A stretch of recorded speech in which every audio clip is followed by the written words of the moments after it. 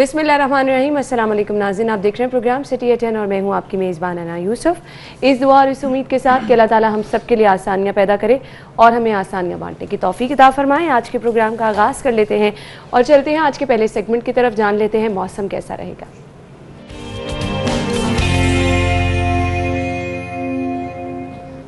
हमें ज्वाइन किया है जुनेद रियाज ने। जुनेद, बताइए वेदर अपडेट्स क्या हैं?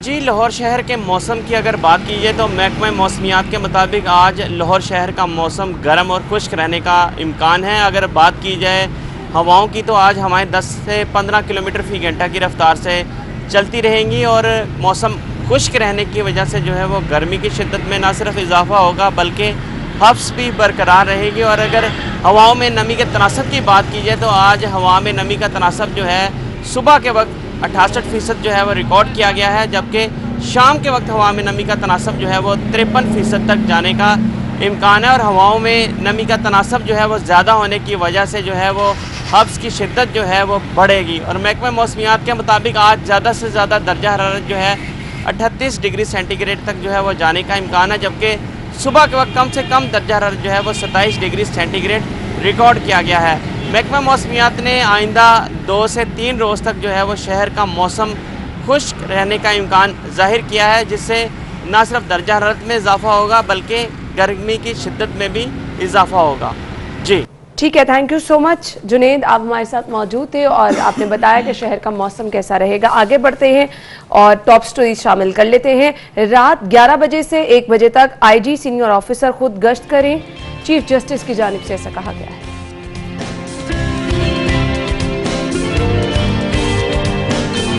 वज़ीर आज़म ज़्यादती के बढ़ते वाक़यात पर बरहम, पुलिस की नाक़िस कारकर्दगी पर नाराज।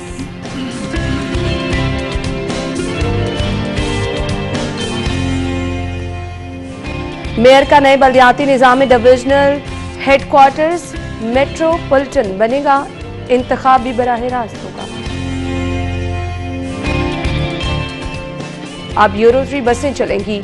मेट्रो बस के कॉन्ट्रैक्ट से 3 अरब की बचत हुई, वज़ीर आला उस्मान बुज़दार। जी तो नाज़रीन, टॉप स्टोरीज आपने जानी, डिटेल में डिस्कस करते हैं। स्टूडियो में हमारे साथ हमारे सीनियर रिपोर्टर अकमल सुमरू मौजूद हैं। अस्सलाम वालेकुम सुमरू साहब। जी वालेकुम अस्सलाम। क्या हाल चाल है आपका? अल्हम्दुलिल्लाह जी। सुमरू साहब, पहली खबर की तरफ चलते हैं और पहली खबर हमारे पास है जी, रात 11 बजे से 1 बजे तक आईजी और सीनियर ऑफिसर गश्त करेंगे। ये एक बड़ा टास्क है, क्या कहेंगे? देखिए, कल ये केस की समाअत हो रही थी जो मोटरवे ज़्यादती केस है और उसके हवाले से चीफ जस्टिस ने ये बाकायदा तौर पर अहकामात जारी किए हैं। इस पेशी पर जो है वो डीआईजी लीगल जो पुलिस ब्रांच के हैं वो मौजूद थे और उन्होंने तफसीलात भी बताई कि हम पहले से हमारे अब पेट्रोलिंग का सिस्टम मौजूद है और उस पेट्रोलिंग के सिस्टम की सारी तफसीलात की फहरिस्तें जो हैं वो जमा करा दी गई।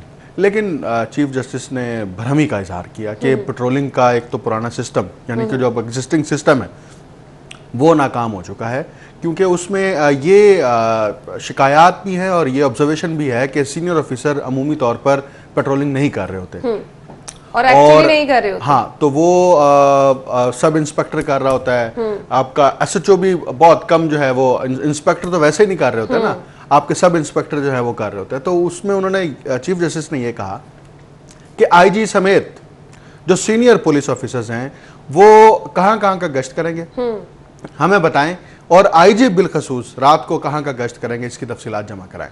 तो ये बुनियादी तौर पर यह कहा गया। इस पेशी के दौरान चीफ जस्टिस ने जो रिमार्क्स दिए वो इंतहाई सख्त रिमार्क्स थे। एक तो ये कि सरकारी जगह पर किसी का रेप हो जाना, किसी के साथ जुल्म हो जाना, हुकूमत इसकी जिम्मेदारी कैसे कबूल नहीं कर सकती। बिल्कुल ऐसे ही, यानी कि एक ऐसी प्रॉपर्टी जो जिसका कस्टोडियन गवर्नमेंट है, रियासत है, अगर वहां पर शहरियों को प्रोटेक्शन नहीं मिलती तो उसकी जिम्मेदारी बराह रास्त हुकूमत पर आयद होती है। तो इस केस के रिमार्क्स में जो है ये अहकामात जारी किए हैं, लेकिन डीआईजी लीगल ने तो कोशिश की कि मुतमईन किया जाए कि नहीं, हमारा पेट्रोलिंग का सिस्टम ठीक है। लेकिन चीफ जस्टिस ने बार बार ये अपने अहकामात में भी कहा कि नहीं, अब सीनियर ऑफिसर रात को गश्त करेंगे और उसकी रिपोर्ट जमा कराई जाएगी। सिर्फ यही नहीं बल्कि आईजी पंजाब जो है वो रोजाना की बुनियाद पर जगह बदल बदल कर गश्त करेंगे। ऐसा नहीं होगा कि वो रोजमर्रा की बुनियाद पर एक ही जगह पर जो है वो गश्त कर रहे होंगे, एक ही इलाके में गश्त कर रहे होंगे। तो वो तमाम अजला की बात हो रही है। पंजाब के तमाम अजला में चीफ जस्टिस ने वाज़े तौर पर कहा है कि मुझे शहरियों की प्रोटेक्शन चाहिए। अब देखिए, ये रियासत, जब रियासत का और रियासत के शहरियों के दरमियान जो कॉन्ट्रैक्ट होता है वो यही होता है कि रियासत ने शहरियों की जानों का, शहरियों की इज्जतों का और शहरियों के माल का तहफ्फुज करना है, और रियासत इस तहफ्फुज के इवज शहरियों से टैक्स की मद में पैसे कलेक्ट करती है। रियासत अपने उस सिस्टम को चलाने के लिए शहरियों के ऊपर बिलवास्ता और बिलावास्ता दोनों तरीकों से टैक्स आयद करके रेवेन्यू और बिलाशुबा ये फैसला जो था इस स्टेज पे आकर बहुत जरूरी था। जी तो नाज़रीन, इरफान इससे कबल हमारे साथ मौजूद थे और रायविंड वाली खबर के हवाले से हमें अपडेट कर रहे थे। और इसके बाद अभी मेरी नजर पड़ी है वजीर आजम साहब की इस स्टेटमेंट पे। वजीर आजम ज्यादती के बढ़ते हुए वाकयात पर बरहम है, पुलिस की नाकिस कारकर्दगी पर नाराज भी हैं। पुलिस की कारकर्दगी पर चीफ जस्टिस ने क्या अहकाम जारी किए हैं, उससे अब क्या बेहतरी आएगी वो तो वक्त ही बताएगा। लेकिन ये जो ज्यादती के वाकयात हम हर रोज देख रहे हैं, बढ़ते चले जा रहे हैं। अब वजीर आजम की भी नोटिस में आ चुके हैं, इस पर इजहार बरहमी भी किया है, लेकिन अब इससे आगे चल के कुछ करना है। क्या कहेंगे सुमरू साहब? देखिए, ये रिपोर्ट पेश की गई थी और इस रिपोर्ट की जो दस्तावेजात सिटी 42 ने इसकी जो खबर तफसीली जारी की, और उसमें यह है कि 2019 में जो ज्यादती के केसेस की तादाद थी वो 2565 थी, और इस साल यानी कि अभी सितंबर का महीना चल रहा है और अभी आधा महीना गुजरा है, आधा बाकी है, 9 महीने के अंदर, बल्कि 8.5 महीनों के अंदर जो ज्यादती के केसेस की इस वक्त तादाद इस रिपोर्ट में बताई गई है वो 2523 है। यानी कि अभी 3.5 महीने बाकी हैं साल ख़त्म होने में, और जो गुज़िश्ता बरस ये ज्यादती के केसेस थे उसके बराबर ये तादाद आ गई है। और ये इंतहाई तशवीशनाक बात है कि ज्यादती के केसेस हुए, इसमें से कितने मुजरिमों को पकड़ा गया, कितने अफराद को पकड़ के उनके खिलाफ तफ्तीश करके उनको कानून के मुताबिक सजा दी गई, ये डेटा इंतहाई जो है वो नाकाबिल यकीन भी है। और ये सजाएं ना होने की वजह से पुलिस का पूरा तफ्तीशी सिस्टम, पुलिस के बतौर महकमा एक इस पूरे केसेस के अंदर कारकर्दगी वो सारी खुलकर सामने आ गई है कि किस तरह से शहरियों की इज्जतें लुटती हैं, खवातीन की इज्जतें लुटती हैं, बच्चों की इज्जतें लुटती हैं, और पुलिस जो है वो इंतहाई नाकिस तरीन तफ्तीश और इंतहाई नाकिस तरीन अपने सिस्टम की वजह से वो उन मुलजिमों को, उन मुजरिमों को पकड़ नहीं पाती। वजीर आजम की महज बरहमी काफी नहीं है। देखिए, वजीर आजम ने अपने पॉलिटिकल स्लोगन्स के अंदर हुआ ही नहीं है। आपका आबिद नामी मुजरिम जो है वो 1 हफ्ता गुजरने को आ गया, आपकी पहुंच से बाहर है, उसके बाद एक सीरीज चलती जा रही है ना इस तरह के वाकयात। पुलिस ने 66 रेड्स किए हैं अब तक। पंजाब पुलिस 66 रेड्स कर चुकी है और 66 रेड्स के अंदर अभी तक आप उस मुलजिम को नहीं पकड़ पाए। इसका मतलब है कि वो इस वक्त पंजाब में मौजूद नहीं है, वो पंजाब से निकल गया है और आपके पास इंफॉर्मेशन ट्रेस ही नहीं हो रही। आपको जो इंफॉर्मेशन मिलती है वही नाकिस होती है। आपका इसका मतलब जासूसी का निजाम कमजोर है। आपके टाउट्स जो आपके लिए काम करते हैं उनको आपने प्रॉपर ट्रेनिंग फराहम नहीं की। आपके वो सारा उस जासूसी के निजाम का पोल भी खुल गया है कि आप 66 दफा जो है वो रेड्स करते हैं लेकिन आपको जो है वो मुलजिम नहीं मिलता, और एक दफा तो आपने बाकायदा तौर पर खुद ये तस्लीम कर लिया है कि मुलजिम वहां से भाग गया। यानी कि आपकी रेड्स करने में भी नाकिस हिकमत अमली है, आपका मुलजिमों को पकड़ने में भी नाकिस हिकमत अमली है। और अब सूरत हाल ये है कि 8.5 महीने के अंदर जो केसेस 1 साल के थे उसके बराबर अब वो फिगर आ गई है। उसकी बुनियादी वजह सिर्फ यही है कि थाने की सतह पर जो है ना वो गड़बड़ है। अभी देखिए, ये जो मोटरवे ज्यादती केस हुआ है इसमें तफ्तीश का पूरा सिस्टम चेंज कर दिया गया ना। वो आपने थाना नारकली के सपुर्द कर दिया कि अब वो तफ्तीश करेंगे। यानी कि आपकी जो पहले तफ्तीश हो रही थी उसके अंदर मसाइल थे, उसके अंदर जो है वो इत्माद नहीं था। अब पुलिस जो है वो सिर्फ ये बयान, मुझे बताएं, पुलिस ये बयान दे रही है कि मुलजिमों की तस्वीरें लीक होने की वजह से वो हम उनको ट्रेस नहीं कर पा रहे।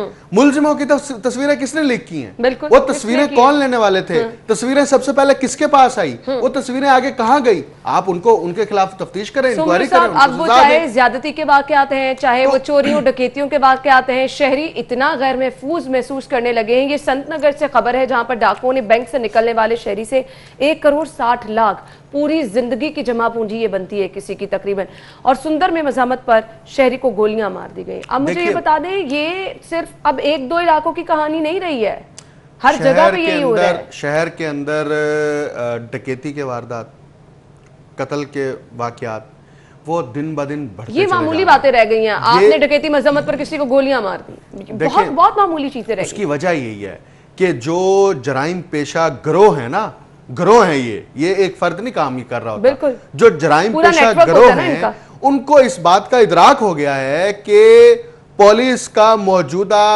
इंफ्रास्ट्रक्चर और पुलिस का मौजूदा पूरा इंतजामी ढांचा पुलिस से ज्यादा टेक्नोलॉजी से ये लोग फायदा उठा रहे हैं। मैं वही कह रहा हूं ना कि आप देखिए कि ये जो इतनी बड़ी डकैती की वारदात हुई है, ये शख्स बैंक से पैसे लेकर एक प्रॉपर्टी खरीदी, उसके पैसों की अदायगी के लिए वहां से निकला ही है वहां से अभी। तो इसका मतलब ये है कि पहले जो है वो ये इंफॉर्मेशन लीक हुई, वो इंफॉर्मेशन किसने लीक की, वो अब इतनी बड़ी पैसों की अदायगी 1 मिनट में नहीं हो जाती। बिल्कुल बिल्कुल। आपने उस बंदे को बैंक के अंदर कितनी देर बिठाया, बिल्कुल, उसकी इंफॉर्मेशन बैंक के प्रेमिसेस के अंदर किस को गई, बिल्कुल, और उस बैंक के प्रेमिसेस के अंदर से बाहर किसने वो इंफॉर्मेशन लीक की। तो ये इतना मामूली नहीं है कि आप उस शख्स के पैसे भी लुट गए और अभी तक निशानदेही भी नहीं हो रही अभी तक कि वो अफराद कौन थे। और बहुत सारे क्वेश्चंस है ना, बैंक के बाहर सीसीटीवी कैमरास लगे होते हैं। मैं वही बात कर रहा हूं कि यहां पर आप 10 लाख की पेमेंट बैंक के अंदर लेने के लिए जाए ना, तो आपको बैंक वेट कराता है। बिल्कुल ऐसे ही है। क्योंकि वो बाज दफा कहता है जी पैसे नहीं है, दूसरी ब्रांच से मंगवाए हैं, पैसे आ रहे हैं, और जब इतनी बड़ी रकम हो तो वो अमूमी तौर पर आपको बिठाते हैं। बिल्कुल ऐसे। अब उस प्रोसेस के अंदर सारा कुछ हुआ ना, इस तफ्तीश के अंदर बैंक मैनेजर को भी शामिल करना चाहिए। इस तफ्तीश के अंदर जिसके पास अमले के तमाम लोग, गार्ड से लेकर गेट से लेकर अंदर कैमरे लगे होते हैं ना, है। जिस शख्स के पास ये बैठा रहा है उन सबको शामिल तफ्तीश करना चाहिए, उनके फोन कॉल्स ट्रेस करने चाहिए। अगर पुलिस चाहेगी, मतलब मैं पुलिस इन्वेस्टिगेटर ऑफिसर नहीं हूं, लेकिन हमें एक कॉमन सेंस की बुनियाद पर यह इदराक है कि आप उसको इन्वेस्टिगेशन के जरिए से कैसे पकड़ सकते हैं। फैक्ट्स है ना ये, इनको आपको फॉलो करना है। पुलिस जब तक दयानतदार नहीं होगी, जब तक पुलिस ऑफिसर जो हैं इस बात का अज़म नहीं करेंगे कि हमने केस को रिजॉल्व करना है, उस वक्त तक शहरी को किसी भी ऐसा कुछ हो जाए। यहाँ तो हम हर रोज सीसीटीवी फुटेजेस दिखाते हैं, वाज़े तौर पर डाकुओं के बुनियादी वजह चेहरे देखे जाते हैं, लेकिन उसमें कुछ नहीं होता। पुलिस ऑफिसर के अंदर जो यानी कि पुलिस के इंटरनल, ठीक है, उनके प्रोटोकॉल्स हैं कि आपने सजा कैसे देनी है। अगर पुलिस ऑफिसर्स को बर वक्त उनकी नाकिस कारकर्दगी पर सजाएं मिलना शुरू हो जाएं, तो आप देखिएगा आपका आधा सिस्टम ठीक हो जाएगा। बिल्कुल सही कहा आपने। नाज़रीन, ब्रेक की तरफ मुझे जाना है और ब्रेक के बाद जब वापस आएंगे तो बात करेंगे आटा किधर गायब हो गया है। हमारे साथ रहिएगा। ब्रेक के बाद आपको एक बार फिर से प्रोग्राम में खुशामदीद कहेंगे और आगे बढ़ेंगे। अगली खबर हमारे पास है। 10 और 20 किलो आटे का थैला मार्केट से गायब। फ्लोर मिल्स ने 15 किलो के थैले की सप्लाई शुरू कर दी है। मतलब बहुत सारे लोग मार्केट में हमारे अपने कलीग्स कह रहे हैं कि आटा नहीं मिल रहा। अब जब आपने एक तरफ ये कहा कि रिकॉर्ड गंदुम आपने इस दफा जो है वो आपके पास मौजूद है, और उसके बाद ये सीरीज चलना हुई कि मार्केट से आटा आज गायब कल गायब, और अब लोग इस कदर परेशान हो गए सरकारी कीमत ना होने की वजह से मार्केट में 15 किलो का थैला 900 से 1000 रुपए में फरोख्त किया जा रहा है। यानी रोटी जो गरीब की पहुंच में बड़ी आसान थी, वो मेरे ख्याल से अब एक ख्वाब बन के रह गया। क्या कहेंगे सुमरू साहब? कितनी ही अफसोसनाक बल्कि दर्दनाक बात है। ज़राई मुल्क है, ज़राई मईशत है, रिकॉर्ड गंदुम का दावा भी है। गंदुम की पैदावार में हम खुद कफील रहे, और ना सिर्फ खुद कफील रहे बल्कि हम तो वो बरामदात भी करते रहे, उसको बरामद भी करते रहे। तो इसके बावजूद आटा जो है वो मुसलसल महंगा होते चले जाना, मुसलसल महंगा होते चले जाना।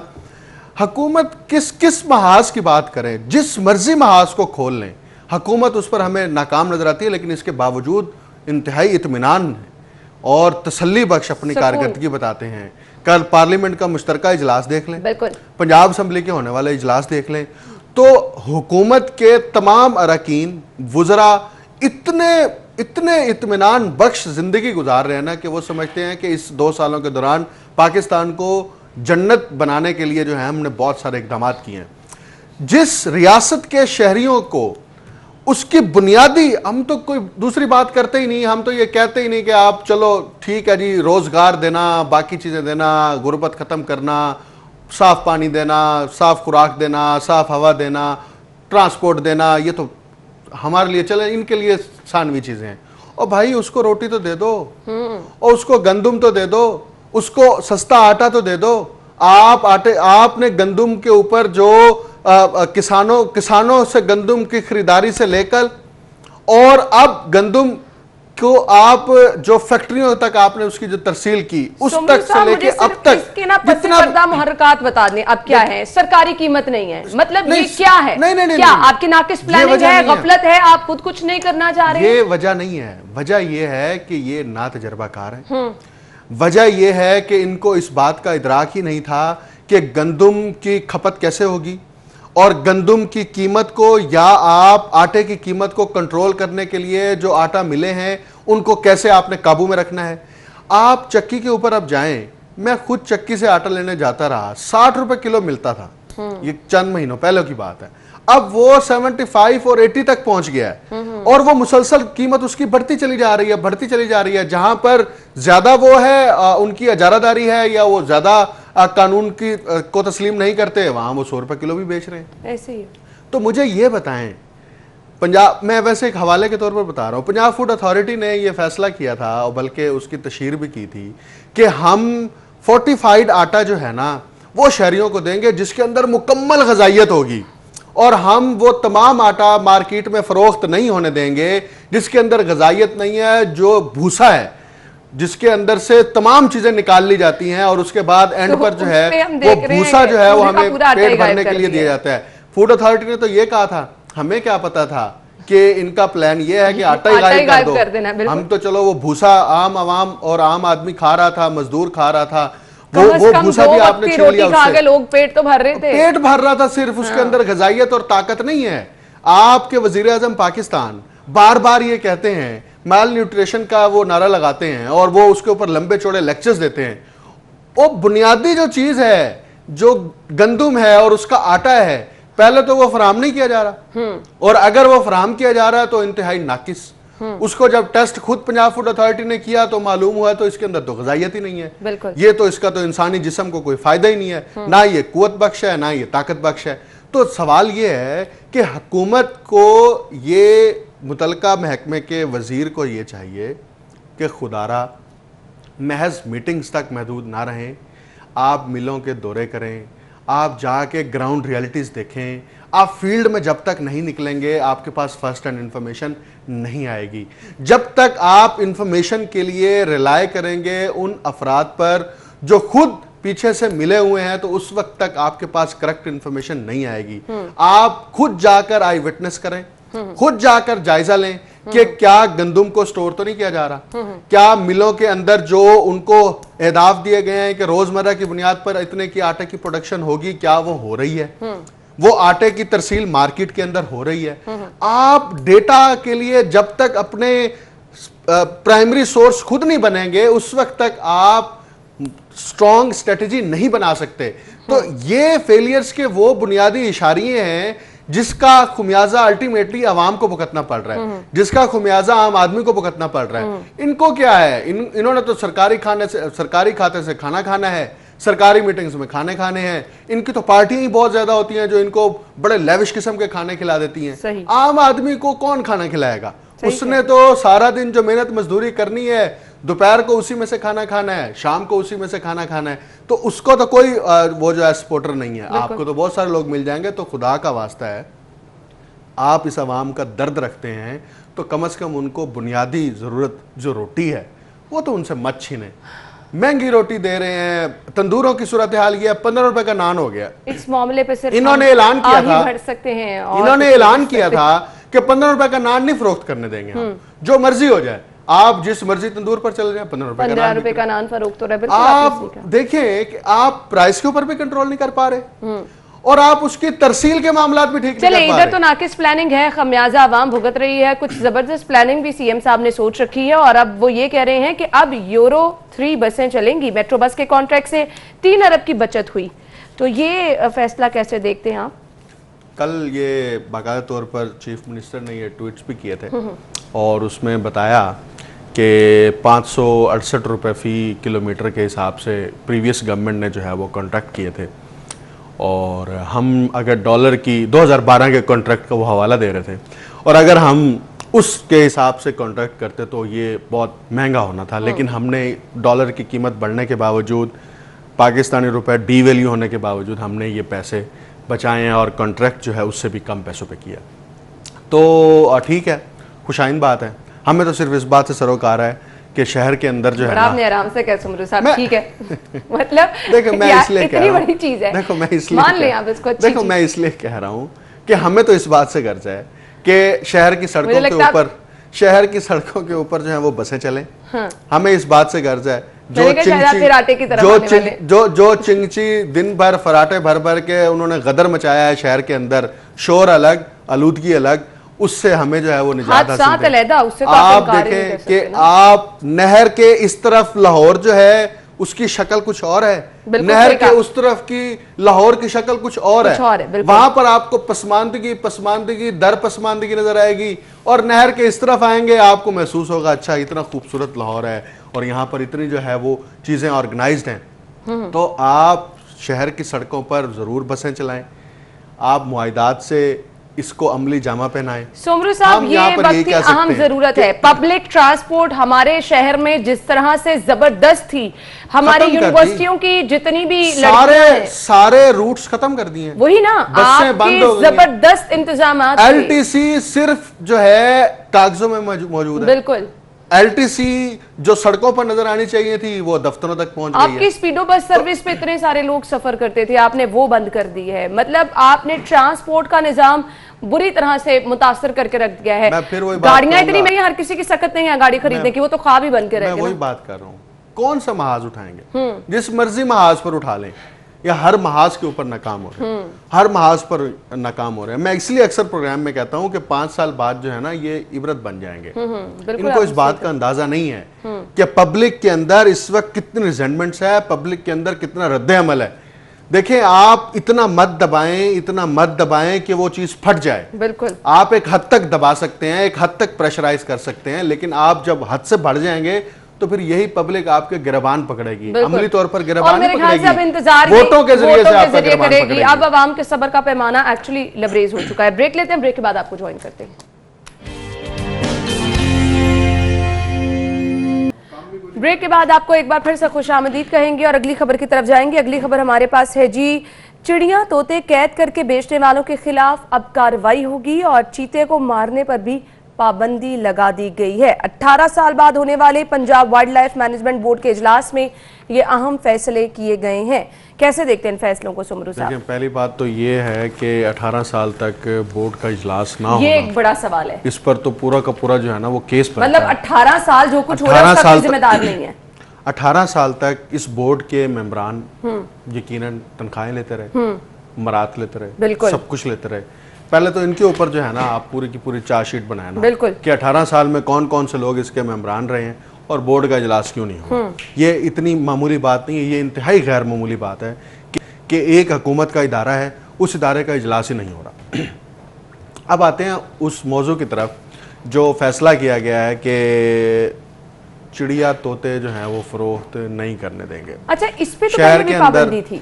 शहर के अंदर मार्केटें, परिंदे मार्केटें हैं मुख्तलिफ जगहों के ऊपर।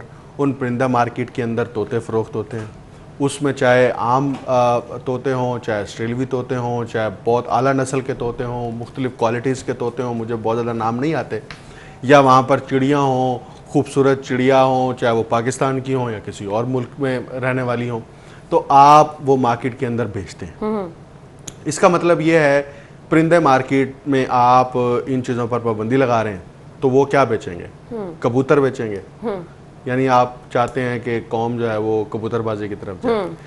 तोते जो हैं वो लोग घरों में रखते हैं, तो फिर आप घरों के ऊपर भी छापे मारेंगे, आप घरों के अंदर से वो तोते उठवाएंगे, क्या करेंगे? मतलब ये अजीब सी वो है, बजाय इसके कि आप ये कहते हैं कि हम इस अब तोता जो है, ठीक है, वो दुनिया में किसी भी जगह अब तक कोई स्टडी नहीं आई कि तोता और चिड़िया ऐसी नस्ल है जो मादूम होने वाली है, बिल्कुल, जो खत्म होने वाली है, वो तो है ही बहुत कसीर तादाद में।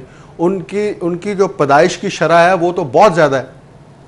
आप ये फैसला क्यों कर रहे हैं? मेरी तो समझ से बाला तार है कि बजाय इसके कि उस मार्केट को आप स्ट्रॉन्ग करें, उसके अंदर इनोवेशंस लाएं, उसके अंदर जिद्दत लाएं, रेवेन्यू का आप जरिया बना और सकते उसके हैं। अंदर जो है तो वो बाहर से परिंदे जगह जगह import करने सदके के नाम पर चिड़िया जो है वो बेची जाती है, ये और चीज है। हाँ, देखें, अच्छा। अगर सदके के नाम पर क्योंकि मेरा एकदम से वहां पर गया है देखो ना, बात सारा। ये है कि सदके की चिड़िया बेचने वाला जो है वो अपनी पेट के लिए बेच रहा है, और सदका देने वाला जो है बुराइयों से निजात हासिल करने के लिए, मुसीबतों से निजात हासिल करने के लिए सदका दे रहा है। वो दोनों जो हैं, एक का पेट से ताल्लुक है और एक का जो है वो उसकी रूहानी तरक्की के साथ ताल्लुक है, तो वो उसके ऊपर तो आप कोई लेजिस्लेशन कर सकते हैं। लेकिन आप कहें परिंदे मार्केट के अंदर से हम ये बंद कर देंगे, और बच्चों की, घरों के अंदर बच्चों की, आप परिंदे जो लोग शौकीन हैं जवाब भी उनसे तो कोई समझ आए ना कि उनसे पूछे ना हाँ। कि बच्चे कितने जो हैं वो एसोसिएटेड होते हैं, कितने उनकी फीलिंग्स होती हैं परिंदों के लोग साथ। अब ये कारोबार कर रहे हैं।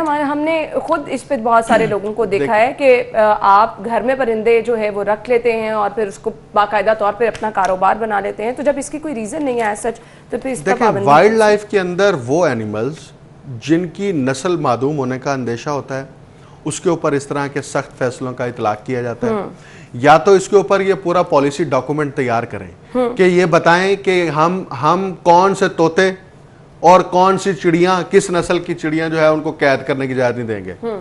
अच्छा, जो सदके की चिड़ियां हैं, सदके की जो चिड़ियां हैं वो तो कैद में होती नहीं है, वो तो रोजाना जो है रोजाना की बुनियाद पर आज़ादी हासिल कर रही होती हैं। बिल्कुल ऐसे, ठीक है, जैसे पाकिस्तान की आवाम इस वक्त मौजूदा हुकूमत से आज़ादी हासिल करने की ख्वाहिश रख रही है, लेकिन इनको अभी 3 साल जो है वो कैद रहना है। जहां पर भी कोई एग्जाम्पल मिलेगी मैंने छोड़नी नहीं, देखें, बात यह है कि वो चिड़ियों को आज़ादी मिल जाती है तो रियासत पाकिस्तान के शहरियों को भी आज़ादी मिल जाएगी। बहरहाल बात यह है कि साहब इतने अच्छे काम हुकूमत कर रही है, हाँ, तो दही इलाकों में हाउसिंग सोसाइटी बनाने की मंजूरी दे दी है, आवाम के लिए काम करिए। अब आप ऐसे तो नहीं, अभी तो ये एक प्रपोज है और अभी ये फैसला करेंगे कि दही इलाकों में सोच तो रही है ना। कम से कम देखिए, हुकूमत इस वक्त मुकम्मल कंसंट्रेशन जो है ना, ये इस पर ना इन्वेस्टिगेशन करने की जरूरत है। हुकूमत मुकम्मल तौर पर इस वक्त जो तामीराती शोबा है ना उसके ऊपर फोकस कर रही है, और तामीराती शोबे के अंदर देखिए उनको मराद भी दे रही है, उनको रिलैक्सेशन भी दे रही है, उनको बेल आउट प्लान्स भी दे रही है, उनको फैसिलिटेट भी कर रही है। हर हवाले से फोकस यही है, कहीं ना कहीं कुछ ना कुछ जरूर है। अच्छा, अगर आप घर देना चाहते हैं, आज खासा आप इन्वेस्टिगेटिव माइंड लेकर आए हैं। नहीं, अगर आप हर खबर के पीछे तक जा रहे हैं। नहीं, बात बड़ी सादा सी है। बिल्कुल सही कह रहे हैं कि आप एक ही शोबे को जब आउट ऑफ द वे जाकर बहुत ज्यादा उसके ऊपर नजर रख रहे हैं, तो इसका मतलब कुछ ना कुछ जरूर है। बिल्कुल, कि जिसकी पर्दादारी है। आप पब्लिक सेंटिमेंट के नाम के ऊपर पब्लिक के साथ क्या करते हैं ये भी 3 साल बाद पता चल जाएगा। बिल्कुल, पब्लिक को ये भी पता चल जाएगा आपने ये क्यों नवाशात की। ठीक है, दही इलाकों में आप सोसाइटीज बनाएं, बिल्कुल बनाएं, लेकिन जो पहले से देहात मौजूद हैं वहां पे पक्की सड़कें तो बनवा दें। बिल्कुल सही कहा। उन देहातों के अंदर जो है वो लोगों की किस्मत कभी बदल ही नहीं सकी, पानी के निकास हो जाए तो बुरा हाल है वहां पे। ठीक, वहां पर ये तो बनवा दें, वहां पर स्कूलों के इंफ्रास्ट्रक्चर लाइट, आप वहां पर लाइट अभी प्रॉपर तरीके से पहुंचा नहीं सके ना। बहुत साथ ऐसे हैं जहां पर बिजली है ही नहीं, गैस का नाम, आप बुनियादी जरूरियात तो उनको फराहम कर दें। आप सोसाइटी के नाम के ऊपर उन दही इलाकों को मजीद आप लूट मार बचाना चाह रहे होंगे फिर कि अच्छा ये देहात के जो आम और शरीफ लोग हैं, सादा लोग हैं, चलो इनकी जेबों में से तो पैसे निकाले ना, कि ये कैसे जो है वो पैसे बचा के बैठे हैं। आप पहले देहातों को उनकी शक्ल तो बदलें। आप बताएं, हम देहातों के अंदर जो है ना, ये देहातों के डेवलपमेंट के ऊपर ये हम प्रोजेक्ट ला रहे हैं, समझ आती है यार, चलो अब हमारे देहात भी जो है वो तरक्की करेंगे, वहां पर भी इंफ्रास्ट्रक्चर की बुनियादी जरूरियात और सहूलियात मौजूद होंगी। ठीक है, आप करें, करनी आपने अपनी मर्जी है, किसी की सुनते थोड़ा है, क्योंकि जमहूरियत पे आप यकीन नहीं रखते, आप मानते नहीं है, आप कहते हैं राय वही जो हमारी है, दूसरे की राय जो है वो तो दुश्मन है। वो ना सिर्फ दुश्मन है बल्कि उसने अगर राय दे दी तो वो अगर ज्यादा सख्त राय दे दी तो वो गद्दार भी हो सकता है। ठीक है, वो गद्दार भी हो सकता है। तो बात सादा सी है कि आप अपने मंसूबे जरूर करें, जो करना है करें, तरजीहात जरूर बनाएं, लेकिन अवाम की तरजीहात भी देख ले क्या है। लेकिन पब्लिक की जरूरियात को सामने रखें कि पब्लिक को क्या चाहिए। पब्लिक को चाहिए रोटी, आप बनाएं सड़क, ठीक है। पब्लिक को चाहिए क्या कहते हैं साफ पानी, आप कहें जी हमने तो है वो दफ्तरों के अंदर एसी लगवाने हैं, हमने तो है दफ्तरों के अंदर मीटिंग्स करनी है। ये वो तमाम चीजें हैं जिसपे आपने साबिका गवर्नमेंट को तनकीद का निशाना बनाया। ब्रेक का वक्त हुआ है, ब्रेक के बाद आपको ज्वाइन करते हैं। ब्रेकिंग न्यूज आपने जान ली, अगली खबर की तरफ जाएंगे और अगली खबर है हमारे पास सरकारी कॉलेजेस के 157 असातिज़ा के ऑनलाइन तबादले 137 की दरख्वास्तें मुस्तरद कर दी गई हैं। जी समरू साहब। अच्छा देखें, इसमें ना महकमा हायर एजुकेशन ने पहली दफ़ा ये इनिशिएटिव लिया और ये बड़ा अच्छा इनिशिएटिव है कि पब्लिक कॉलेजेस के टीचर्स जो है ना वो इंतज़ार करते रहते हैं जब उनको 5 साल एक ही स्टेशन पर, 4 साल एक ही स्टेशन पर रहते हैं कि ये पाबंदी ख़त्म हो और इनके तबादले किए जाएं, वो अपनी पसंद के कॉलेज में जाएं। अब ये सारा सिस्टम ऑनलाइन कर दिया गया। एक तो ये किया कि टीचर को कहा कि आपने ऑनलाइन सबमिट कराना है, पहले अपना सारा डेटा फीड करें वहाँ। आप जब डेटा वहाँ पे फीड करेंगे तो उस डेटे की बुनियाद पर आप अप्लाई करेंगे। आप किस कॉलेज में हैं, आप कहाँ जाना चाहते हैं, उसकी क्वालिफिकेशंस के पूरे नंबर्स जो हैं वो डिवाइड किए गए कि अगर आप अपने ज़िले में जाना चाहते हैं उसके भी नंबर हैं, अगर आप उस कॉलेज में जाना चाहते हैं उस कॉलेज में सीट वेकेंट होनी चाहिए। तो उसकी बुनियाद पर जो है वो सारा ये मैकेनिज्म बनाया गया। मजमूई तौर पर 326 असातिज़ा ने ये दरखास्तें जमा कराई थी कि हम जो है वो अपना ट्रांसफ़र चाहते हैं अपने पसंद के कॉलेज में। उसमें से सिर्फ जो है वो 157 कॉलेज असातिज़ा को ना सिर्फ उनकी ट्रांसफ़र कर दी गई है बल्कि इनमें से मुतअद्दिद असातिज़ा ने नए कॉलेजों में जाकर ज्वाइनिंग भी दे दी है। देखिए ये बड़ा एक अच्छा होता है कि एक टीचर जो है उसको उसकी पसंद की जगह के ऊपर आप तैनात करके डिप्यूट करके उससे काम लें, यानी कि वो फिर दिल जमी से काम करेगा, खुशी से काम करेगा कि मेरी का आप फिर इंतजार कर रहे होते हैं वो उसका अल्टीमेटली इम्पैक्ट जो है क्लासरूम के अंदर बैठे तलबा पर होता है, उनके लर्निंग प्रोसेस पर होता है। तो मेरा ख्याल में ये बहुत अच्छा है और हमें ये अप्रिशिएट करना चाहिए महकमा हायर एजुकेशन का ये इनिशिएटिव कि ऑनलाइन सिस्टम कर देना। अच्छा, फिर इसके बाद उस सिस्टम के अंदर ये ऑप्शन भी है कि अगर किसी का तबादला जो है खिलाफ ज़ाब्ता हुआ है और आप जो है वो हक रखते थे तो आप उसके खिलाफ दरखास्त भी दे सकते हैं। अब वो सारा ऑनलाइन प्रोसेस है। इसमें हुआ क्या, इसमें यह है जी इसमें रिश्वत खत्म हो गई, इसके अंदर सिफारिश जो है वो खत्म हो गई, क्योंकि आपने सारा कुछ दिखा दिया जी ये लिस्टें, ये टीचर्स हैं जिनके तबादले आपने करने हैं और इनके ये क्वालिफिकेशन नंबर है। कोई शख्स, कोई ऐसा टीचर जिसका मेरिट के खिलाफ तबादला हुआ है आप उसके खिलाफ जो है वो दरखास्त दे सकते हैं। बिल्कुल। तो आप जितना ई गवर्नेंस को अडॉप्ट करते हैं, जितना टेक्नोलॉजी को इन्वॉल्व करते हैं और पेपर वर्क से बचते हैं, उतनी ज्यादा शफाफियत बढ़ती है। शफाफियत और बेहतर नताइज भी उससे सामने आते हैं। सुमरू साहब, कोरोना की मौजूदा सूरत हाल डिस्कस करनी है, वक्त हमारे पास कम है। 500 केसेस पूरे पाकिस्तान में गुज़श्ता 24 घंटों के दौरान, और 24 घंटे के दौरान कोरोना के 41 मरीज जो हैं वो भी सामने आए हैं पंजाब की अगर हम बात करें तो। अब वो एक कल भी मैंने जिक्र किया था जो ग्राफ बिल्कुल डाउन जाता जा रहा था, एकदम फिर हम उसको देख रहे हैं कि वो हाई होता नजर आ रहा है। देखिए, गवर्नर पंजाब ने तो कल स्टूडेंट्स के साथ जो मीटिंग की है गवर्नर हाउस में, उसमें उन्होंने ये बयान दिया है कि पूरी दुनिया में कोरोना की दूसरी लहर आ रही है और बड़ी तेज़ आ रही है और यकीनन पाकिस्तान में भी आ सकती है अगर पाकिस्तान जो है वो अगर एहतियाती तदाबीर इख्तियार नहीं करता। इसमें अहम बात यह है कि शहरी कोरोना के टेस्ट अब नहीं करा रहे, उनको दिलचस्पी भी नहीं है और उनका वो एतमाद कह लें या वो कॉन्फिडेंस इतना ज़्यादा है कि वो इस चीज़ की परवाह भी नहीं करते। अच्छा सुमरू साहब, इसके लिए ना अब सबको मिलकर वो दोबारा से लोगों को एहसास दिलाना है, एक माहौल क्रिएट करना है ना कि लोगों को पता है। माहौल क्रिएट उस वक्त होता है जब रियासत तय करती है। पहले रियासत ने तय किया था कि टेलीफोन बेल के अलावा बाकी कहीं पे नहीं, और वो भी पुरानी हो गई है। तालीमी इदारे खुल गए हैं और अभी तक वो ये कह रही है कि अनकरीब तालीमी इदारे खुल जाएंगे, यानी कि उसको आप अपडेट कर दें, ठीक है। अब दूसरी बात यह है कि यकीनन शहरियों को एहतियात ज़रूर करनी चाहिए और उस एहतियाती जो SOPs हैं जो हुकूमत ने ही पहले बना रखे हैं उसको आप मैक्सिमम कोशिश करें, उसको अडॉप्ट करें और हम यकीनन जो है वो इससे महफूज रह सकें, इससे बच सकें। और शहरियों को अगर अलामात ज़ाहिर हो रही हैं तो कम से कम टेस्ट ज़रूर करा लेना चाहिए कि उससे बिल्कुल ऐसा ही है जी, वक्त कम ये अदराक हो जाए कि है या नहीं। बिल्कुल ऐसे ही है। बहुत बहुत शुक्रिया आपका। और इससे सिर्फ और सिर्फ एहतियात करके बचा जा सकता है। ये चीज़ हरगिज़ रोज डिस्कस करने का मकसद ये नहीं है कि आपको खौफ में मुब्तला किया जाए, सिर्फ मुहतात करना मकसद है कि एक जो इम्पैक्ट ये जा रहा है कि जी कोरोना मुकम्मल खत्म हो चुका है, दोबारा से हम देख रहे हैं दीगर ममालिक में भी इसकी एक लहर वापस आ रही है और अगर आपने इससे बचना है, हमने इससे बचना है, अपने मुआशरे को बचा के रखना है तो प्लीज एहतियात कीजिए। ब्रेक के बाद आपको ज्वाइन करते हैं।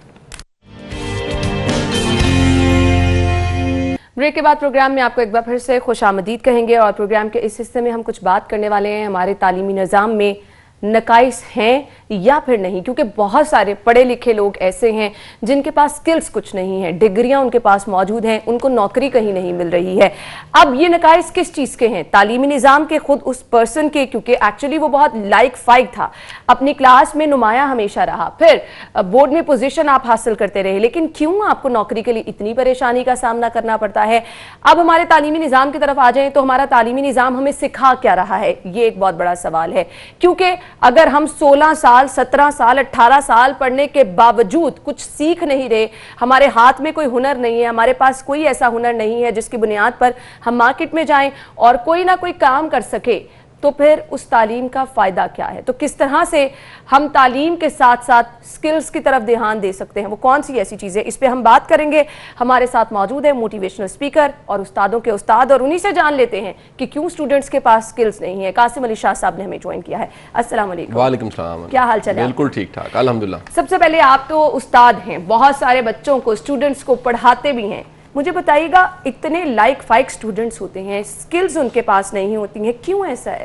देखिए, जो बच्चों की सलाहियत को और काबिलियत को मापने का पैमाना है वो गलत है।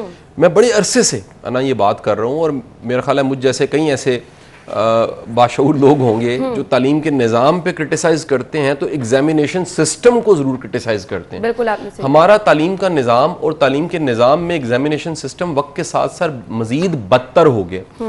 मापना चाहिए बच्चे की क्रिएटिविटी को, मापना चाहिए बच्चे के मॉरल्स को, मापना चाहिए बच्चे की इंटरपर्सनल स्किल्स को। हमने धड़ाधड़ राइटिंग्स को देखते हैं और हमने रट्टों को मापा, और रट्टा एक सलाहियत है। ऐसा मुमकिन है कि एक बंदा जिंदगी का नाकाम तरीन इंसान हो और उसके पास सलाहियत हो रट्टा लगाने की, पेपर प्रेजेंटेशन की। ये तो बड़ा सादे सी तीन चीजें। अच्छा, हम सब चीजें एक साइड पे रखते हैं, मुझे सिर्फ पहले बता दें ये स्किल्स हैं क्या? शायद हम उसका मतलब ही नहीं समझते। अच्छा देखिए, मैं एक छोटी सी मिसाल से समझाना चाहूंगा। हम छोटे बच्चे को ना एक स्केच देते हैं और कहते हैं इसमें रंग भरो, ऐसे ही है ना। अगर ये पिकासो को कहा जाता कि ये स्केच है इसमें रंग भरो, वो पिकासो ना बनता कभी भी। बिल्कुल आपने क्या ख्याल? बिल्कुल आपने। वजह ये थी कि पिकासो के पास ये जज्बा था, जो मेरे दिल में ख्यालात हैं, मेरे जज्बात हैं, मैंने उनको एक्सप्रेशन देना है, और वो एक्सप्रेशन देते रहते दुनिया का सबसे बड़ा पेंटर पिकासो बन गया। हमारा मसला है, हम बने बनाए ट्रैक देते हैं।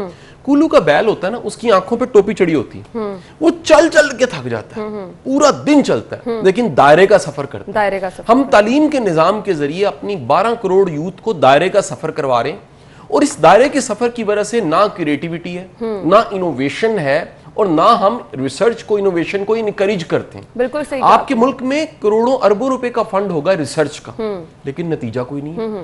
आप अपने रिसर्चर्स को, अपने बच्चों को देख लीजिए, जिस बच्चे को 15-16 साल सिर्फ रट्टा लगाने और नंबर लेने की आपने प्रैक्टिस करवाई है, वो एकदम से इनोवेटिव कैसे हो सकता है? और पेरेंट्स इतने सेटिस्फाइड होते हैं कि हमारा बच्चा टाइमली स्कूल, कॉलेज, यूनिवर्सिटी जाता रहा है, नंबर बड़े अच्छे लेता रहा है, और उसके बाद क्या है? मायूसी। ये सब के सब पैमाने मापने के गलत हैं। वालिदैन का एक पैमाना बच्चों के लिए ताबेदार है, कितना अच्छा है। अच्छा, वो ताबेदार मुमकिन है ताबेदारी से अपनी क्रिएटिविटी को खत्म कर रहा हो। ताबेदारी से ज्यादा बेहतर है बच्चा आपसे बातचीत कर सके, बिल्कुल अपने ख्यालात का इजहार कर सके, अपने आप को एक्सप्रेस कर सके, आप उसको समझ सके, वो अपना आप समझा सके। ये इतनी बड़ी सलाहियत है।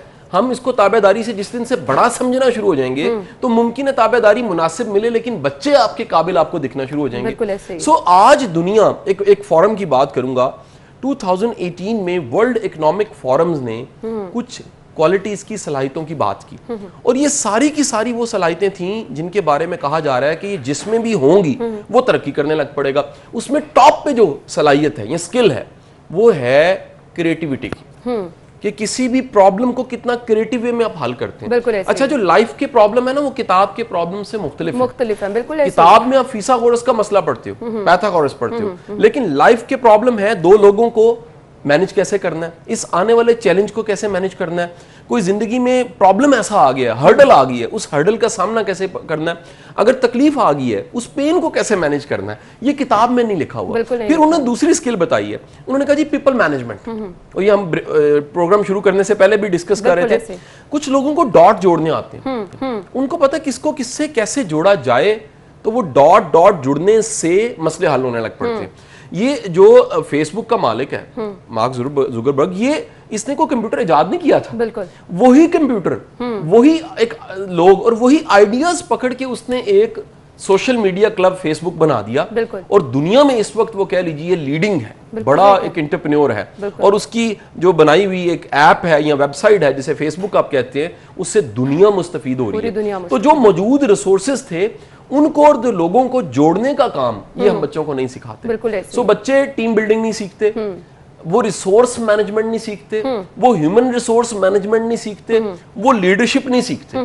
ये सारी वो मॉडर्न स्किल्स हैं जिनको आज दुनिया कह रही है ये बड़ी जरूरी हैं। ये आने वाले वक्त में इनकी जरूरत और बढ़ जाएगी। बिल्कुल, अब लैपटॉप हर किसी के घर में है, कंप्यूटर हर किसी के घर में है, आप उससे बहुत कुछ कर सकते हैं, लेकिन आप नहीं कर रहे हैं। आप घर बैठे आसान तरीके से कारोबार भी कर सकते हैं, आप उससे बहुत सारी नई चीजें सीख भी सकते हैं। आप बहुत सारे स्टूडेंट्स हम देखते हैं कि मुकाबले के इम्तिहान के लिए वहां से तैयारियां कर रहे हैं, खुद कहीं ना कहीं अपना नाम रजिस्टर्ड करा रहे हैं, लेकिन वो सब नहीं कर सकते हैं। जिसने कारोबार करना ना, एक मोबाइल फोन और एक लैपटॉप काफी।